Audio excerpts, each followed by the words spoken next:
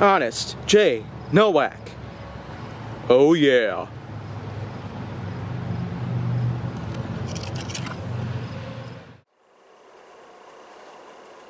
A pleasure to meet y'all at last, and welcome back to HJN Mark of the Line.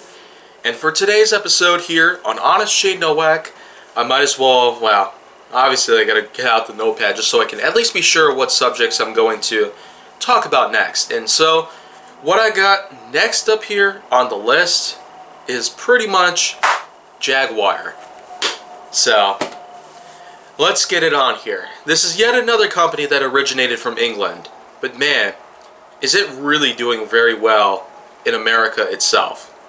In comparison to some others out there, like Aston Martin and McLaren, Jaguar seems to really hold out on its own with some well-made, affordable vehicles of all sorts out there, ranging from crossovers and flex fuelers to sedans and coupes, roadsters, and even their own supercars. Jaguar has had a pretty big history as far as the whole entire things go. You could go as far back as the 1970s, 60s, and even the 50s in terms of how models productions have pretty much taken a hold.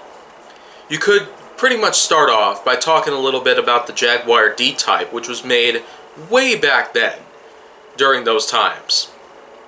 But as far as the progression had gone through the company itself, especially through the 80s and the 90s, there have been a lot of new models out there that were able to make much better sales than the usual contenders in the business itself.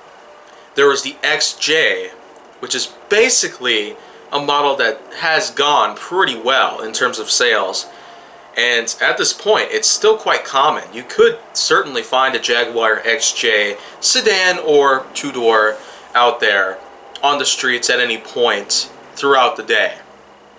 But in terms of how recent Jaguar models have gone, man, it's pretty much jam-packed. From the F-Pace and E-Pace all the way down to a lot of other models out there that may seem ridiculous, but man, it just proves that Jaguar is doing extremely well in terms of how their sales are going and also how most other things are pretty much taking a hold. So the thing is, you probably can't go all too far without having something like this take place. Jaguar sales, of course, are still a pretty big importance. Without them, the company would pretty much be no more. It's yet another survivor in the recession of 2007 to 2009, but that's still quite a big thing out there, as well, the recession took a lot of automobile manufacturers with it. Hummer, Plymouth, even though this was, of course, before the recession. Then, of course, we remember many others out there, like Pontiac and Mercury, that also had gotten taken down.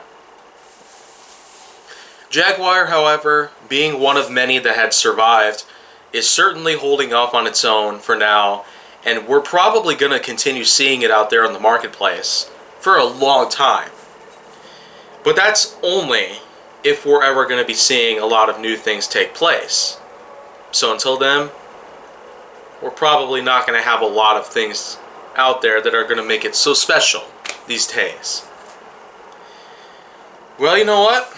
That's probably going to cut it for right now. But I will say, there's a lot of other materials out there that I could probably just put together. But until that happens, well, I guess it's time to call it off for today.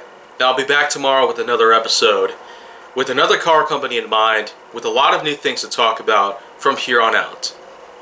So if you want to see more, go down to my channel, then make sure that you like, subscribe, comment, follow me on social media, and stay on the Hollywood side.